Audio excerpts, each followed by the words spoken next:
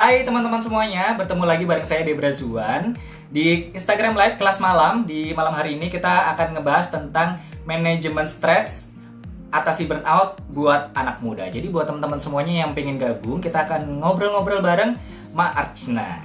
Teman-teman boleh tanya, teman-teman boleh share cerita dan juga pengalaman kalian tentang mengatasi stres atau bahkan kalian mengalami stres yang kadang secara nggak sadar kita merasakan kayak gitu-gitu.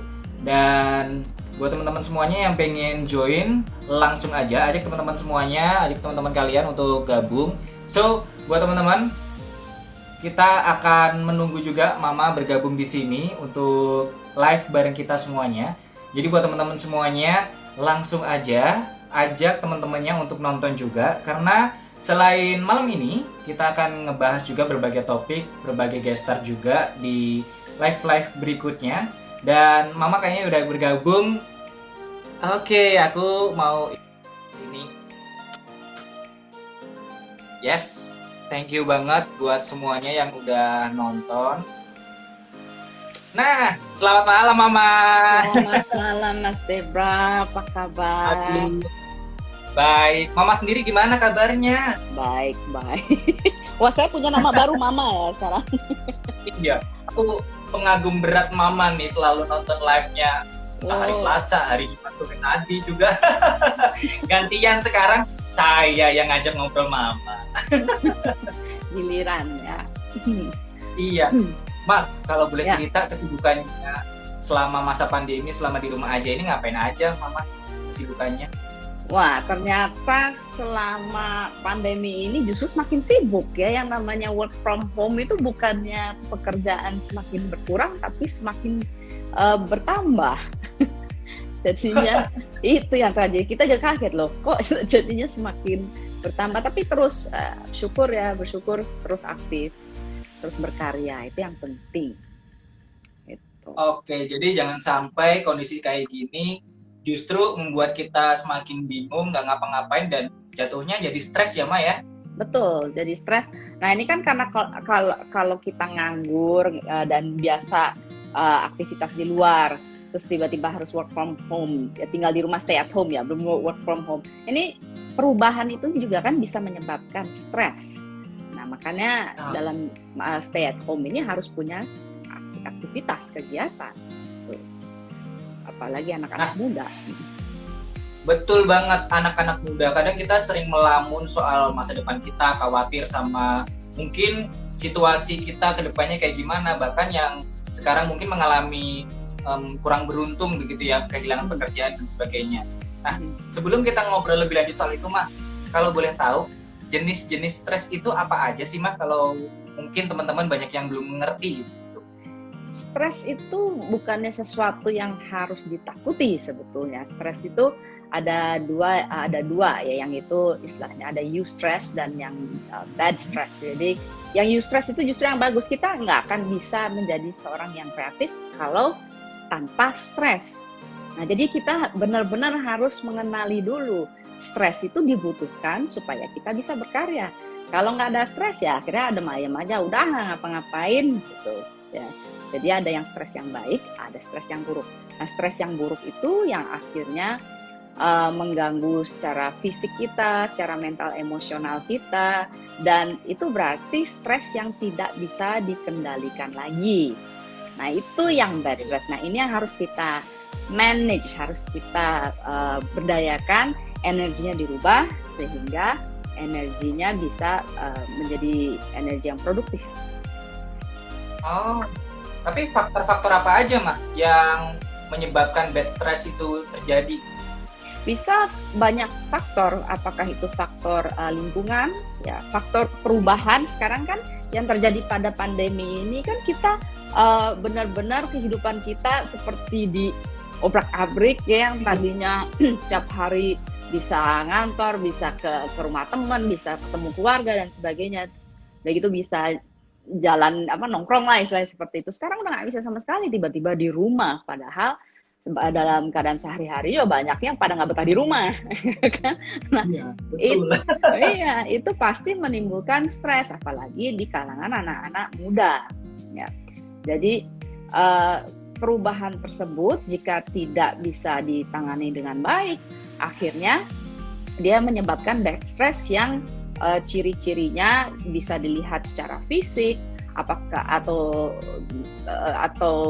depresi, cemas, iritasi, gelisah, ya, bawaannya pengennya tidur mulu atau nggak bisa tidur sama sekali. Itu juga dua hal yang menandakan stres, ya. Jadi tiba-tiba juga nggak bergairah mau ngapa-ngapain, itu stres yang sudah berlebihan, tidak di-manage, akhirnya muncul seperti itu, bawaannya bete, iritasi, ya.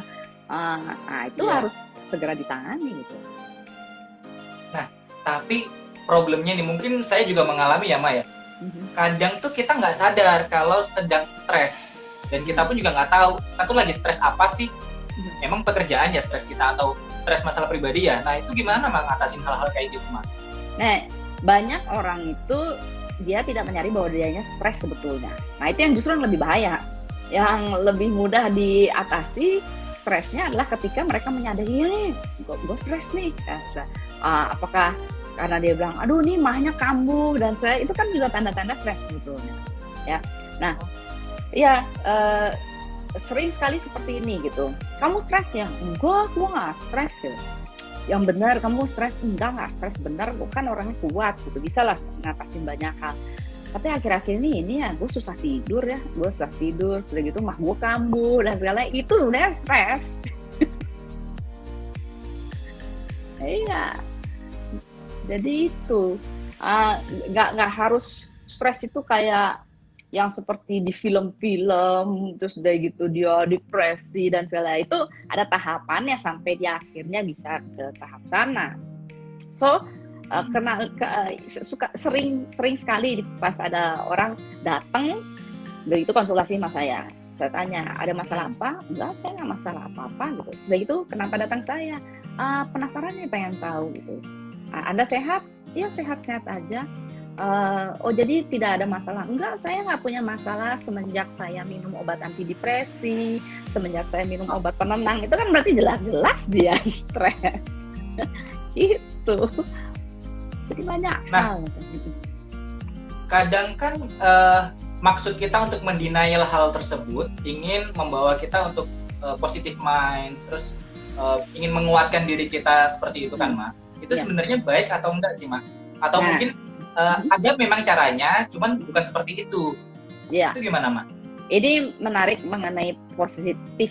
Banyak kan istilah positive thinking. Nah, saya selalu diingatkan oleh guru spiritual saya yang mengajarkan saya meditasi dan yoga. Beliau mengatakan jangan istilah positive thinking itu hal yang keliru. Karena apa? Kalau positive thinking itu kayak kita ngebohongin diri kita sendiri. Ya, misalnya gini, kita lagi stuck di macet, ya. Jelas-jelas macet. Kalau positive thinking nggak macet, jelas-jelas itu kan macet. Terus sekarang dengan adanya COVID, bahwa kita stay at home. Positive thinkingnya, enggak, ini nggak ada COVID ya. Terus begitu nekat keluar, nah kan itu malah justru bisa membawa bahaya kan. Yang harus dilakukan adalah bagaimana merubah cara pandang kita yang tadinya negatif menjadi positive attitude. Jadi sikap positif yang dicari, ya, yang harus dicapai, bukannya positive thinking. Beda loh positive thinking. Kembali, positive thinking membohongi diri sendiri, menegasikan yang ada. Jelas-jelas COVID ya. Nah, itu positive thinking. Ya, maksudnya nggak ada COVID kok. Jelas-jelas itu gosip kali gitu, gosip gitu. Nah, itu positive thinking. Tapi kalau positive attitude adalah, oh ya, ini COVID dan kita gaya hidup kita sekarang harus berubah karena kita nggak bisa keluar setiap hari, nggak bisa ngantor, nggak bisa entah kuliah dan segalanya. Sekarang bagaimana saya harus menyikapi stay at home ini? Bisa belajar hal-hal yang baru. Contoh, saya tuh dulu nggak pernah di medsos, jarang gitu banget di medsos, ya. Apalagi Instagram. Dia punya account dari zaman kapan tapi nggak pernah disentuh sama sekali. Nah, justru berkahnya saya ambil sikap positifnya, attitude-nya, positive attitude-nya dari COVID ini adalah apa yang saya bisa lakukan ya. Nah, akhirnya saya mulai membangun ini Instagram saya dengan acara live yang Mas Debra suka nonton itu kayak tadi sore ya. Jadi dengan soul counselingnya ataukah bincang-bincang tentang kesehatan holistik. Nah, itu sikap yang positif. Ya, kalau positive thinking saya akan mengatakan tenang aja, nanti juga COVID-nya nggak ada dan segalanya. Udah, saya nekat aja tetap mau ketemu sama teman-teman ngumpul. Nah, itu kacau itu. Jadi itulah cara merubahnya. Kita mendapatkan banyak berkah kok dengan adanya pandemi sekarang ini. Banyak yang tadinya nggak sukses, misalnya, dan ini ada contoh-contoh kasus. Ada yang nggak sukses tadinya ketika berbisnis sebelum pandemi, tetapi selama pandemi ternyata dia bisnisnya booming karena dia belajar bagaimana digital marketing dan segalanya, hal-hal seperti itu. Jadi kan banyak skill yang bisa kita peroleh selama pandemi ini. Itulah bagaimana bisa keluar dari stres, merubah situasi keadaan menjadi positive attitude atau sikap yang positif. Nah, tadi kan Mama udah jelasin contoh-contohnya positive attitude. Tapi memulainya ini mah yang jadi PR nih kalau anak muda. Kadang juga nggak ngerti, kadang salah mungkin. Nah, ini gimana mah memulainya? Nah, masalahnya anak muda itu kan banyak energi, ya masih banyak tenaga dan sebagainya. Nah, kalau dia diam aja, wah itu yang menyebabkan kekacauan ya. Bayangkan energi yang begitu besar ketika dia hanya diam saja, itu akhirnya kan mengganggu pikiran, mengganggu mindnya. Jadi si mindnya jalan mulu tapi nggak ada outlet. Nah ini kalau ini ada buku yang bagus sekali yang ditulis oleh guru saya Bapak Anand Krishna, Youth Challenges and Empowerment. Ini khusus untuk anak-anak muda ini. Jadi di dalam buku ini tuh menunjukkan bagaimana cara mengatasi mengubah energi yang stagnan ya menjadi lebih dinamika, dan juga bagaimana kita menghadapi tantangan-tantangan dan memberdayakan diri kita sebagai anak muda. Mulainya yang kalau mau mengeluarkan energi itu gampang, gerak. Harus gerak ya. Berkeringat, kudu berkeringat. Contohnya, nggak usah alasan akhirnya, aku harus keluar loh, karena kan katanya suruh bergerak. Wah, dia mulai entah nge-gym dan segalanya, bukan itu maksud saya. Tetapi mulailah kan banyak sekarang apps yang untuk bisa membantu untuk membimbing gitu, bimbing di rumah, misalnya jumping jacks kayak, terus skipping rope, loncat tali dan segalanya, yoga ya, yoga atau bantu-bantu beres-beres di rumah gitu. Atau anak muda mungkin males ya gitu, belum tentu semuanya mau. Yeah. Yang jelas adalah bergerak, mau nari kayak ya, mendengarkan lagu-lagu favoritnya. Ketika dia bergerak, dia akan menghasilkan hormon-hormon yang membuat dia menjadi semakin lebih nyaman, lebih tenang, dan akhirnya dia bisa berpikir lebih jernih. Ya, itu baru satu lapisan. Dari satu lapisan aja, karena kan kita nggak terdiri dari fisik aja. Kita tidak terdiri itu dari baru satu, Mak. Baru satu. Jadi mulailah dari sesuatu yang paling gross. Paling gross itu berarti paling besar, kasar, yang paling kasar. Ya kan, paling kasar adalah tubuh kita. Ya. Jadi tipsnya adalah pertama, ketika bangun tidur, upayakan bangun tidur itu kudu pagi. Nah, walaupun kita stay at home. Nah, yang banyak tidak dipahami oleh kita adalah tubuh kita tuh mengikuti siklus alam. Kan namanya kita adalah bagian dari makhluk alam ya, makhluk Tuhan, ciptaan alam semesta. Kita nggak bisa terpisah-pisah. Oh itu alam, ini kita loh manusia, nggak bisa lah. Kalau nggak ada matahari, ya tamatlah dunia ini ya. Tidak ada hujan, sudahlah kering semua. Kan ini semua adalah satu kesatuan. Jadi ketika matahari mau muncul, kita pun seharusnya mulai bangun. Ya idealnya yang jelas jangan lebih dari jam 6 pagi lah. Ya, kalau udah lebih dari jam 6 pagi bangun itu udah bawaannya males. Yang tadi Mas Debra bilang, aduh mau mulai aja segala sesuatu males. Ya iyalah, ya, karena udah terlalu berat ya, jamnya tuh udah nggak nyambung banget dengan tubuh kita. Jadi tips pertama paling penting, bangun pagi. Nggak usah yang heboh-heboh lah, nggak usah heboh, bangun pagi aja. Itu tipsnya. Oh, berarti ini buat teman-teman yang suka rebahan, gabut, begitu-begitu harus Benar. selalu berenergi, terus aktivitinya juga harus terus dilakukan ya, Mah, berarti, Mah. Betul, betul banget. Kalau enggak, ya akhirnya ya mager banget kan. Ya, mager itu ya gara-gara dimulainya tidak mau bangun pagi. Kelihatannya simpel sekali. Nah, tetapi itu ada kaitannya dengan getaran-getaran listrik yang ada dalam tubuh kita. Nah, kan ini tuh semua kita getaran listrik. Dan alam juga punya getaran yang bisa membantu kita. Nah, yang terus kalau kita diam-diam aja, nggak ngapa-ngapain, yang tadi saya bilang, energi begitu banyak ada dalam diri kita, tetapi nggak ngapa-ngapain, akhirnya kayak crowded ya, crowdednya itu, apakah itu di organ tubuh kita, di mind kita. Ketika saya bilang mind itu berarti gugusan pikiran, mental, emosional, perasaan, terus udah gitu obsesi kita macam-macam di situ. Ya kalau didiamin aja kan crowded ya, namanya crowded traffic jam ya, udah kekacauan lah yang terjadi. Akhirnya mulai error tuh sistem-sistem dalam diri tubuhnya ya, pencernaan kacau, terus udah gitu otak kita juga nggak jernih, seringkali kita membuat keputusan-keputusan yang nggak tepat. Nah itu ditandakan karena energinya nggak disalurkan. Nah kalau yang dalam buku ini ada gerakan-gerakan dari yoga khusus untuk anak muda. Oke. Tadi boleh dilihatin lagi, Mah, mungkin teman-teman yang lagi nonton di sini. Hai semuanya nih, bukunya Youth Challenge and Empowerment ya. Ya, ini khusus untuk anak-anak muda.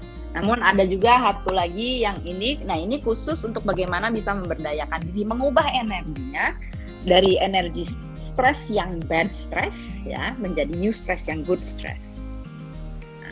Nah, ini. Nah, itu bisa jadi referensi buat teman-teman semuanya yang pengen mengatasi stres untuk awal ini. Nah, jadi yang pengen nanya-nanya langsung, yang pengen komentar langsung aja bisa di fitur komentar atau langsung di fitur Q&A. Sharing atau tanya tentang mengatasi stres kalian bareng Mama. Mah, aku punya pertanyaan lagi untuk Mama. Dampak yang terjadi jika kita mengalami stres berlebihan itu seperti apa, Mah?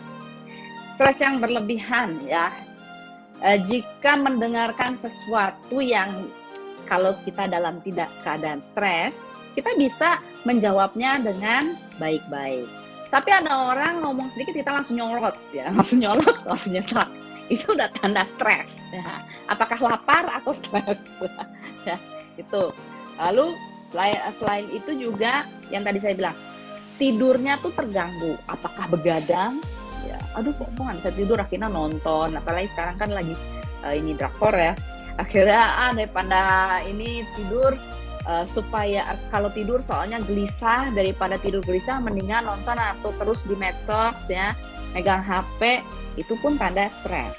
Atau bawaannya udah tidur aja deh, terus-terusan aja tidur, ngerasa susah fokus juga, itu udah artinya berkelebihan stresnya.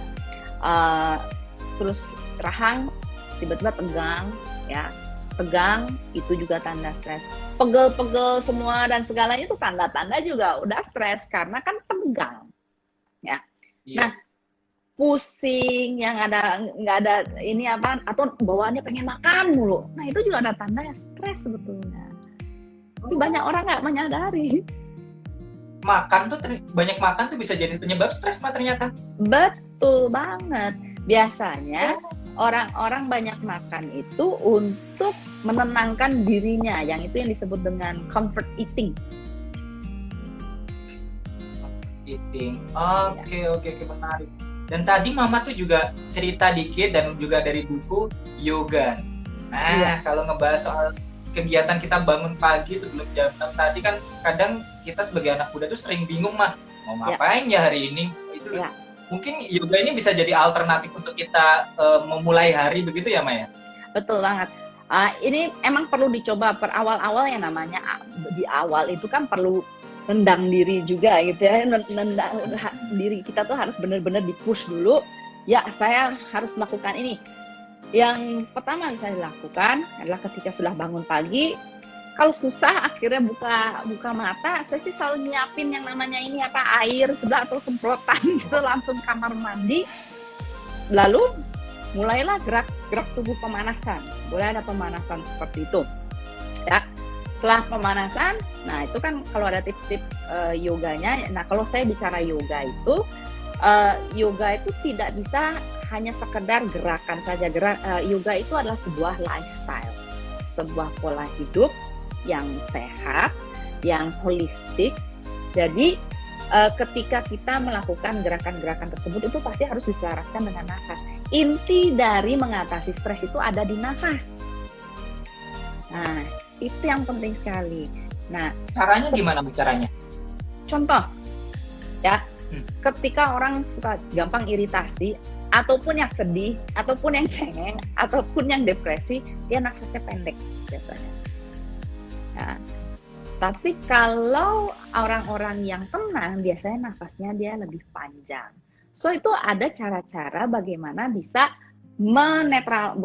memperbaiki pola nafas tersebut. Ada teknik-tekniknya itu. Ada teknik dengan pembuangan nafas yang cepat, atau yang paling simple yang bisa dilakukan oleh semua orang adalah duduk diam dulu, ya. Kalau orangnya memang sangat aktif, gerak-gerak dulu. Tadi loncat tali kayak apa, jumping jack, saya mau push up kayak mau apa, terserah gitu ya. Terus dari itu baru lakukan stretching gitu, atau ya stretching dulu dan lakukan semua itu. Setelah itu duduk diam, pejamkan mata. Yang dilakukan adalah hanya memperhatikan nafas, tarik nafas, buang nafas, seperti itu. Dan diperhatikan aja nafasnya. Semua dilakukan lewat hidung, ya. Jadi pasti ketika lagi kita memperhatikan nafas, banyak tuh pikiran-pikiran lainnya yang berseliweran. Ya, itu nggak mungkin kita akhirnya kosongkanlah pikiran. Itu mah apa istilahnya ya? Ngomongnya boleh diomongin jangan ya. BS gitu ya. Omong kosong itu benar-benar omong kosong kalau suruh mengosongkan pikiran, karena nggak mungkin. Pikiran itu secara alami nggak bisa dikosongkan. Gitu. Ya. Jadi yang bisa adalah di manage. Cara memanagenya nggak bisa langsung bilang ke pikiran, kamu jangan mikirin ini mulu, jangan pikirin ini mulu. Semakin kita ngomong seperti itu, semakin kita mikirin hal tersebut. Ya. Jadi kita alihkan perhatian kita, cukup mengalihkan perhatian kita pada nafas. Kita hanya perlu meng-acknowledge istilahnya bahwa, oh ya nih gue lagi mikirin ini nih, ya deh. Nanti dah diurusin ya, gitu. Sekarang aku perhatikan nafas dulu, balik lagi ke nafas, buang nafas, ya. Setelah itu, ya kita lakukan itu, pasti ada lagi pikiran muncul. Nah, kalau ada pikiran muncul lagi, nggak usah dilawan. Cukup hanya mengatakan, oh ya, pikiran muncul lagi nih. Ada deh, aku tahu pikiran ada nih, tapi sekarang aku udah komit ya, mau memperhatikan nafas. Balik lagi, tarik nafas. Buang nafas, seperti itu. Ya. Lama-lama, ketika kita udah memerintahkan kesadaran kita supaya memperhatikan nafas, si pikiran lama-lama juga jadi bosen gitu. Akhirnya dia semakin jarang datangnya, ya. Kalau mau coba ya, oke, silakan. Kalau kita mau coba, ya, kita coba. Oke, kita coba ya. Ya, pejamkan nafas, ya, pejamkan nafas, pejamkan mata terlebih dahulu. Teman-teman boleh ikutan yuk semuanya yuk. Ya, pejamkan mata terlebih dahulu. Nah, yang paling penting adalah sekarang kosongkan dulu nafasnya. Jadi caranya gimana? Kita buang nafas sebisanya sampai pol. Ya, lewat hidung. Nah, kalau udah pol buang nafasnya, pastikan ingin tarik nafas. Ketika tarik nafas, perut itu biasanya otomatis dia mengembung. Terus buang nafas, perut otomatis kempis. Tarik nafas, kembungkan perut, perhatikan lagi proses nafasnya, buang nafas, kembiskan tuh. Gitu doang. Oke. Hanya Dan gitu itu doang. akankah harus setiap hari dilakukan atau saat-saat tertentu aja, Mak? Kalau kita merasa mulai banyak pikiran, udah mulai merasa stres kayak gitu, Mak? Nah sekarang saya tanya Mas Debra, kalau perlu nggak makan tiap hari? Perlu banget, Mak. Perlu nggak Apa nafas? kamu nggak? Makan, perlu nggak nafas tiap hari? Perlu banget pasti. Sama. Ya, yang namanya nafas ini, latihan nafas. Di sini disebut pranayam. Pranayam itu bahasa bahasa kunonya. Artinya life force ya. Jadi manajemen untuk kehidupan, kekuatan energi kehidupan. Tanpa itu kita tidak bisa yang namanya memanage mind kita. Nggak mungkin ya. Jadi nafas itu yang kita tidak diajarkan oleh orang tua kita, oleh guru-guru kita di sekolah, sebetulnya adalah suatu skill yang diperlukan setiap manusia yang mau hidup, maksudnya yang ingin hidup dengan kualitas yang optimal, right? Sama seperti kita perlu makan. Jadi nafas itu bukan sesuatu yang diambil take it for granted, aku kan hidup pasti nafas dong. Oh no, itu perlu diolah juga. Ya, jadi yang saya bicarakan bukanlah tentang olah tekanan tenaga dalam gitu, bukan. Ya. Nafas alami, benar-benar nafas alami itu. Nah jadi beda. Kalau nafas yang alami itu selalu dari hidung. Kalau mulut beda lagi itu fungsinya. Oh, salah berarti. Iya. Jadi benar-benar kan kalau nafas dari mulut biasanya kita kalau nafas dari mulut kalau lagi bengek atau lagi bindeng kan seperti itu. Ya. Ya lagi flu karena tidak ada akses untuk lewat hidung. Jadi kita harus selalu melatih nafasnya lewat hidung. Ya. Oke. Nah, itu pasti ini yang namanya getaran frekuensi si mind itu akan mereda. Oke. Mak, ini kan menarik. Beberapa hal dari cerita teman-teman kemarin, saya juga sempat share juga. Mungkin ada titipan pertanyaan dari teman-teman lewat story-nya ID Talent. Nah, itu ada yang cerita, ya kalau anak muda biasanya mengalami tekanan. Kalau sekolah tekanannya adalah dapat prestasi terbaik di kelasnya mungkin, ataupun bisa dapat sekolah yang bagus itu setelah lulus. Nah kalau kerja biasanya bingung nih menentukan jati diri dan juga menentukan masa depannya.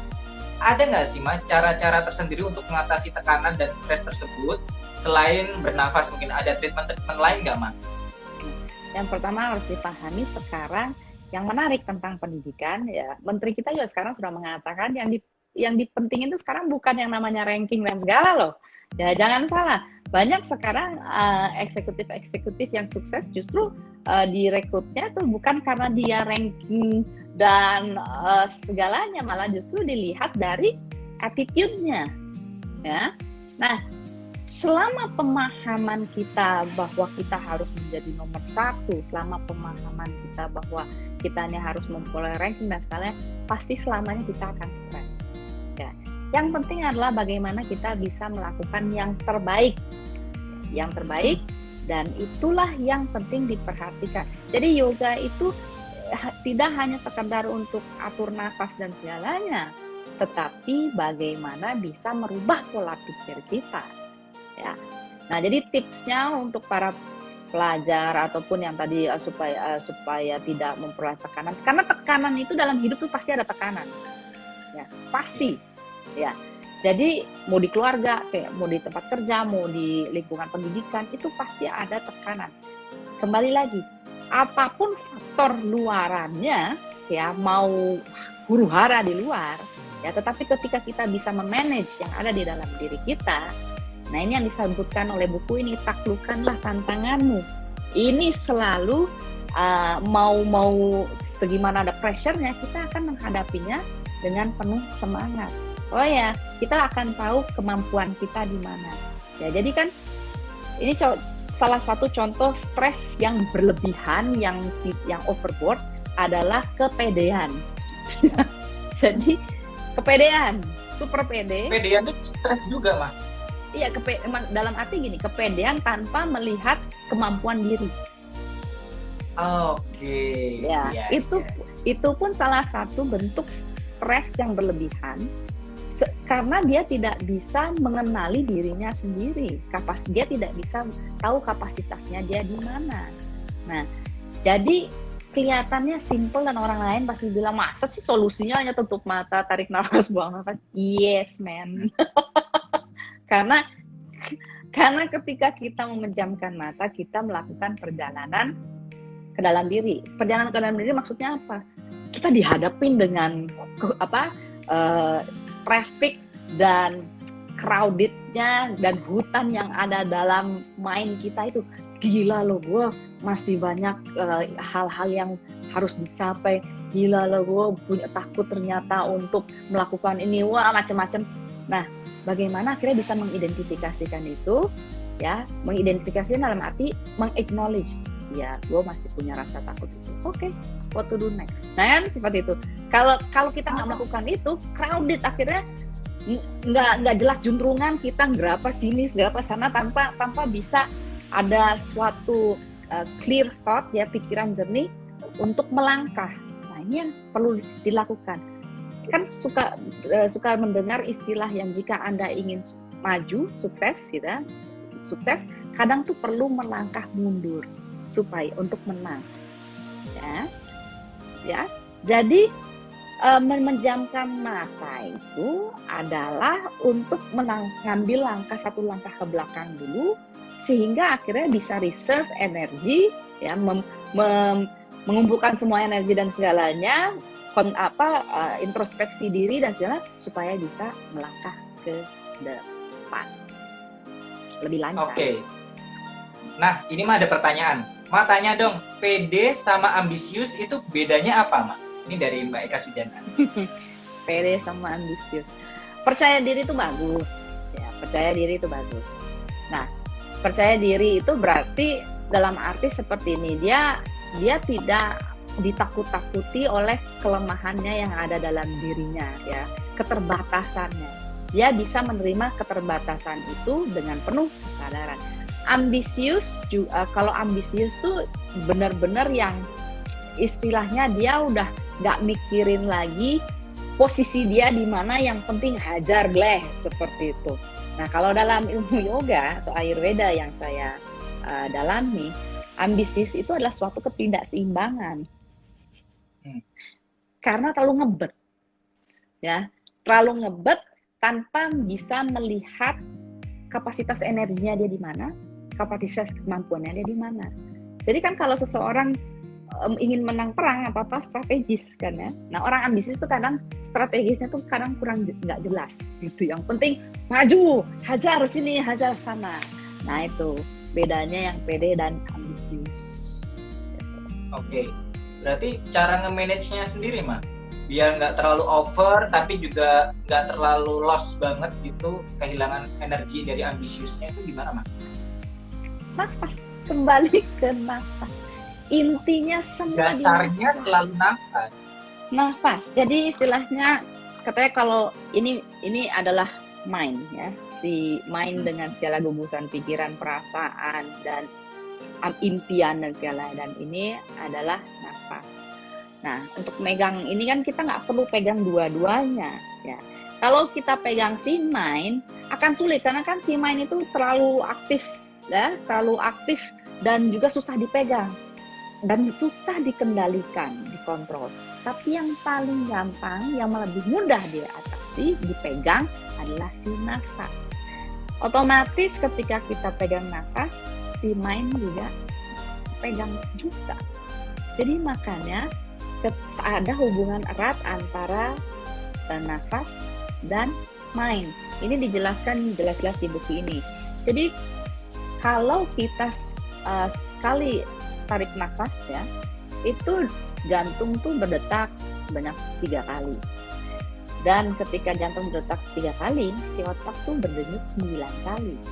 Jadi kalau nafasnya pendek, Di sini kan crowded gitu. Nah, si otak tuh adalah hardware-nya si mind itu. Mind tuh bukan ada di otak loh ya, tapi dia adalah software istilahnya, dan si otak itu merupakan hardware. Nah, hardware-nya kacau ya, si software-nya gimana bisa perform. Dan diaturnya basicnya adalah nafas. Ini yang masih banyak belum diketahui oleh orang-orang modern, so-called modern ya. Dunia ini yang harus hati-hati oleh anak-anak muda. Kita itu hidup di dunia yang serba instan. Mau makan, pencet di HP, cari entah ya, ada yang ngirim tuh. Mau nonton, pencet di HP. Jadi semua mendapatkan instan. Mau belanja, pencet di HP, tinggal tombol-tombolnya dipencet. Jadi kita tuh benar-benar hidup sebagai instant gratification. Ya, jadi selalu begitu mudah mendapatkannya ya, zaman-zaman terutama generasi yang sekarang ini, sehingga tidak sabaran jadinya. Tidak sabaran. Padahal kalau untuk mencapai suatu kehidupan yang istilahnya puas secara batin, sukses, itu memerlukan kesabaran. Nah, sabar diaturnya di mana? Nafas. Semua dasarnya nafas ya. Dan Debra mau ngingetin lagi buat teman-teman semuanya pengen yang sekarang lagi nonton nih, yang pengen nanya-nanya, bisa langsung aja di fitur komentar atau di Q&A ini, langsung aja tanya apapun.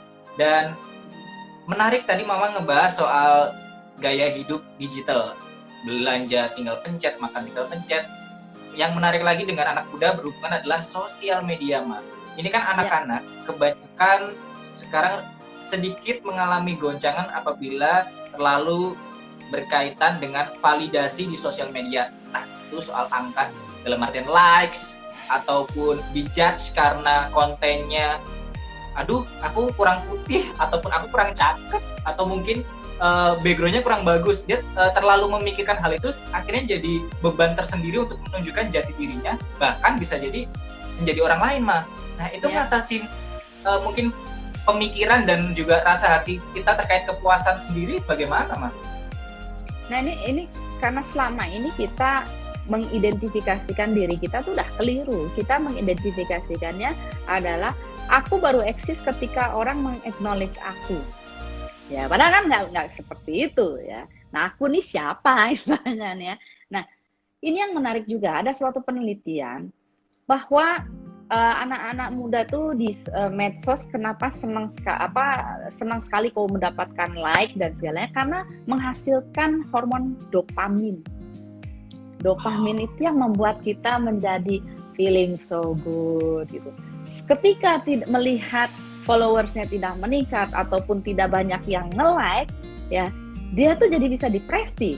Berarti kan sangat menyedihkan kalau hidup kita ditentukan oleh penilaian jempol orang itu, like seperti itu. Berarti semakin kesini ya wawasan kehidupan tentang hidup kita tuh semakin pendek, semakin sempit, bukan pendek, semakin sempit.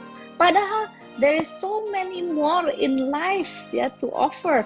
Begitu banyak hal yang bisa ditawarkan oleh kehidupan ini, not only medsos. Makanya perlu sekali yang namanya anak muda itu untuk bergerak and bersosialisasi. Nah, sekarang kan masalahnya karena COVID ya. Memang satu-satunya cara akhirnya social distancing dan tidak ada lain-lain kecuali yang akhirnya lewat medsos.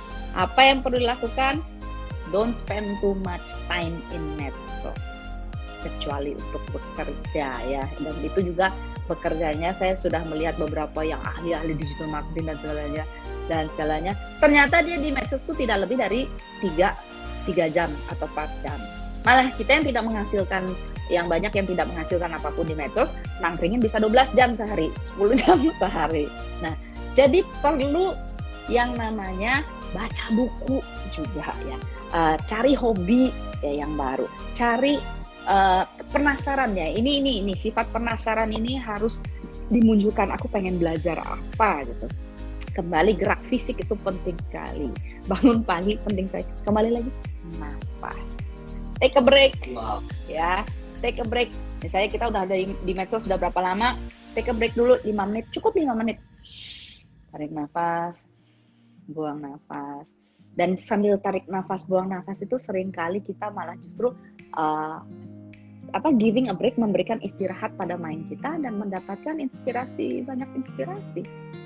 Yang orang yang mandek itu karena terlalu crowded dan dia perlu momen menjedakan diri, just to kayak ngisi bensin lah, istilahnya nge-charge. Itu kan sebetulnya nafas itu nge-recharge HP gitu, kayak kita HP aja, HP kita disuruh kerja terus-terusan sampai low bat kayak begitu ya, nggak di-charge sama aja tuh. Ini tuh mesin, ini semua tuh mesin. Jadi harus tahu bagaimana cara merawatnya. Ya pastilah stres. Generasi muda tuh banyak yang depresi karena selalu hidupnya tuh hanya sebatas akhirnya di medsos, ya wawasannya akhirnya tidak meluas, padahal informasi itu banyak diperoleh sekarang.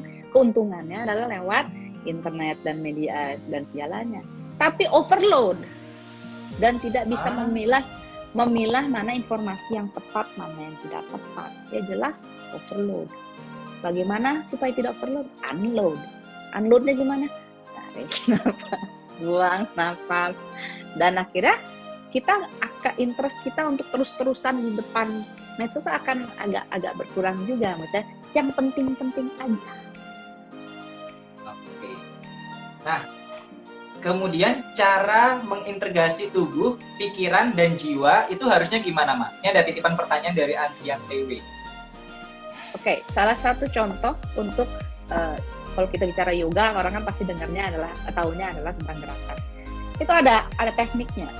Ketika dia menggerakkan badan, misalnya tangannya ke atas, itu ada teknik nafasnya, harus tarik nafas. Ketika tangan diturunkan, dia buang nafas.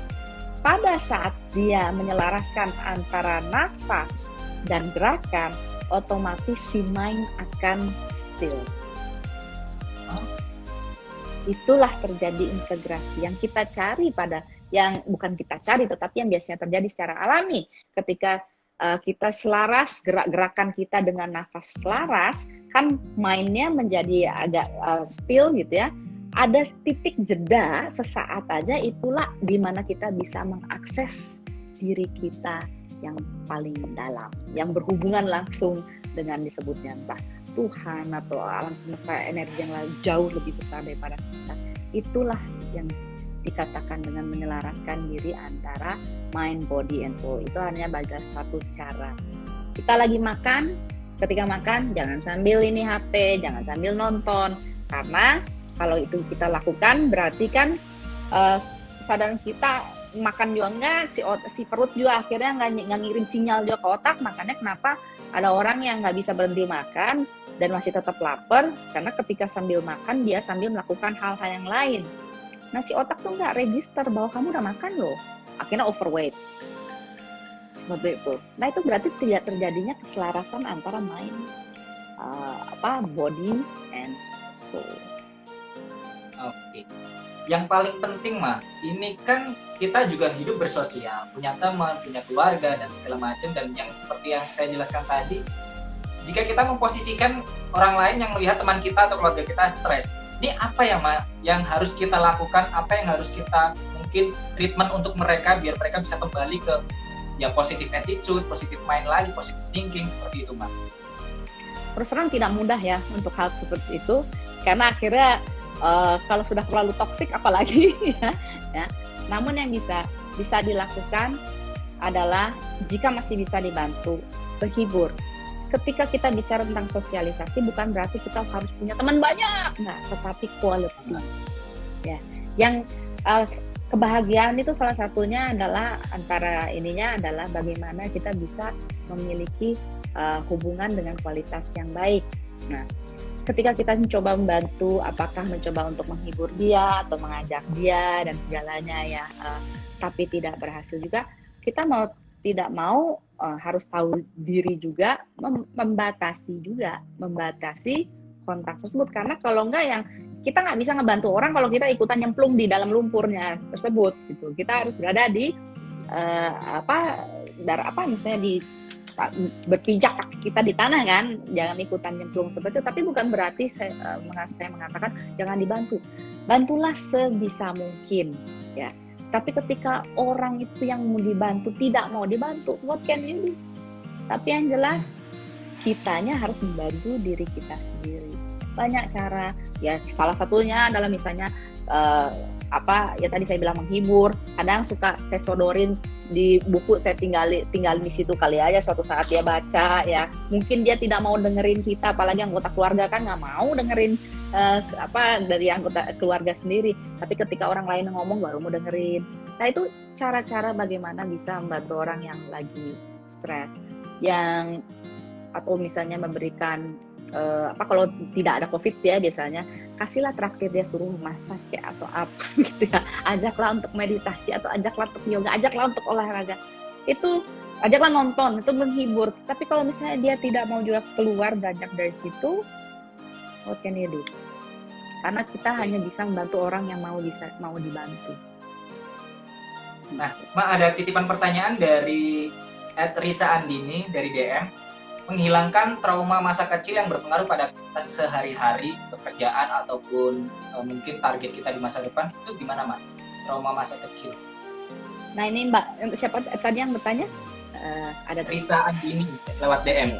Mbak Risa, ini adalah pengalaman pribadi saya. Saya juga mengalami trauma dari masa kecil yang mengakibatkan saya istilahnya mengidap PTSD.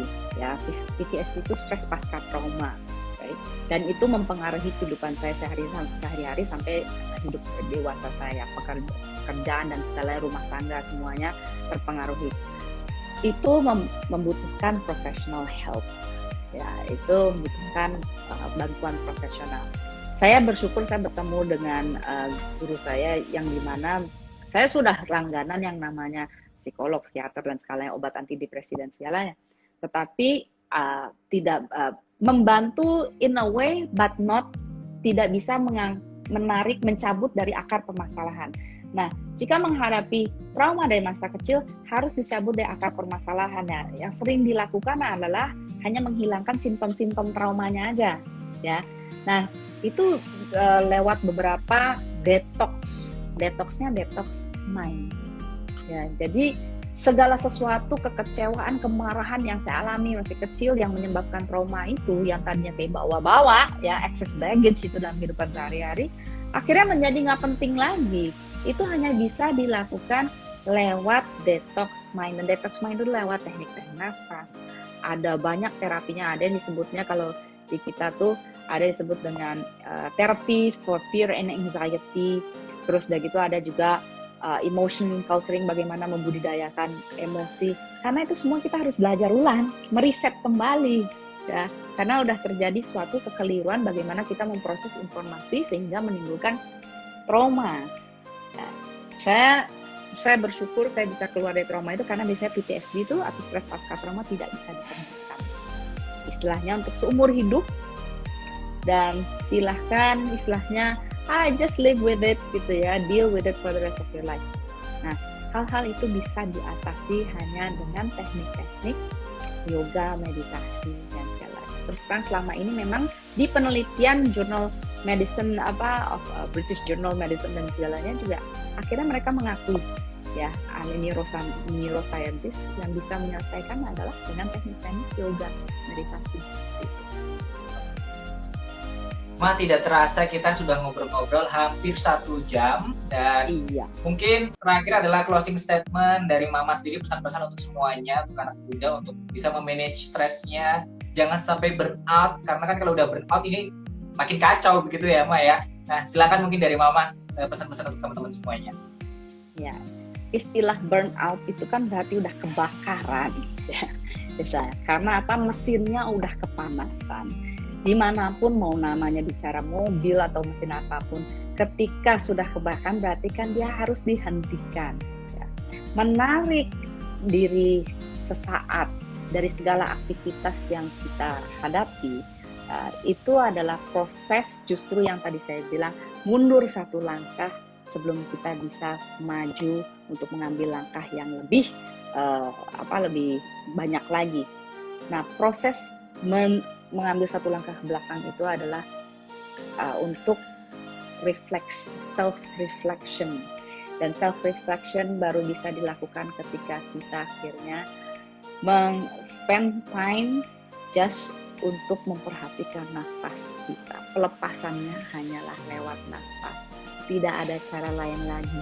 Seperti yang tadi saya bilang, kalau caranya yang mau agak kasar, olahraga itu penting tetapi tidak menyelesaikan masalah. Olahraga hanya makes you feel good, supaya step awal sebelum kita akhirnya bisa memejamkan mata, self introspection, right?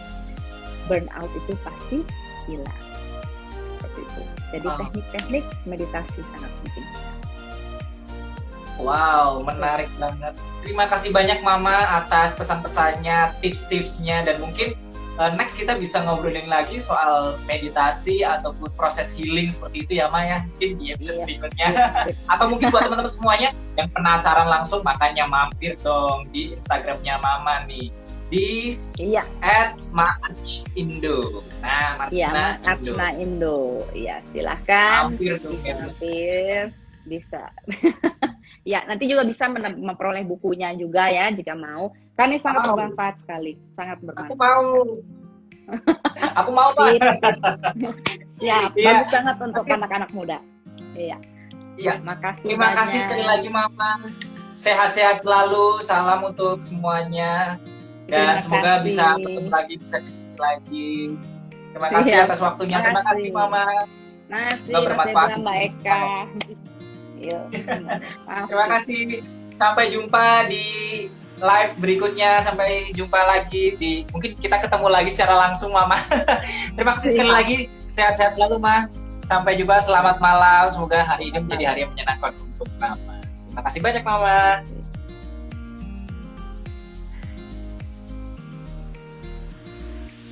Terima kasih banyak untuk teman-teman semuanya. Jadi dasar dari semuanya untuk mengatasi masalah kita, pikiran kita adalah nafas, tarik nafas panjang, kemudian bisa dihembuskan keluar seperti kata Mama tadi, dan kita harus bisa memanage pikiran kita. Dan yang paling penting, terkadang memang dalam hidup kita harus bisa kayak ketapel ya, mundur dikit selangkah, langsung menghentak jauh ke depan. Terima kasih banyak untuk semuanya yang sudah nonton Kelas Malam. Dan besok, minggu depan lebih tepatnya, kita akan bertemu lagi dengan topik lainnya. Kira-kira kita akan ngebahas apa? Kita akan bertemu siapa, diskusi dengan siapa. Makanya buat teman-teman semuanya, pantengin terus Instagram @id_talent. Di situ banyak sekali informasi tentang persiapan karir, potensi kalian. Dan buat teman-teman semuanya, selalu kita akan memberikan topik yang akan merefresh pikiran kita, pengetahuan kita, dan semakin berkembang lagi tentunya. Tidak hanya saya sendiri, tapi kita semuanya. Selalu sehat-sehat semuanya, jaga kesehatan, dan selalu tingkatin terus kemampuan kalian, manfaatkan waktu untuk meningkatkan potensi, bahkan memperbanyak portofolio kalian. Ingat, jangan lupa ya, ini untuk perkembangan karir kalian. Meskipun waktunya masih lama, persiapkan sejak dini untuk hasil yang maksimal. Sampai bertemu di episode berikutnya. Saya Debra Zuan pamit. Terima kasih banyak, selamat malam, sehat-sehat selalu untuk semuanya. Saya akhiri, terima kasih. Bye, selamat malam. Sampai ketemu di episode berikutnya ya. Terima kasih juga untuk Ma Achna dengan diskusi sekarang. Saya pamit. Bye.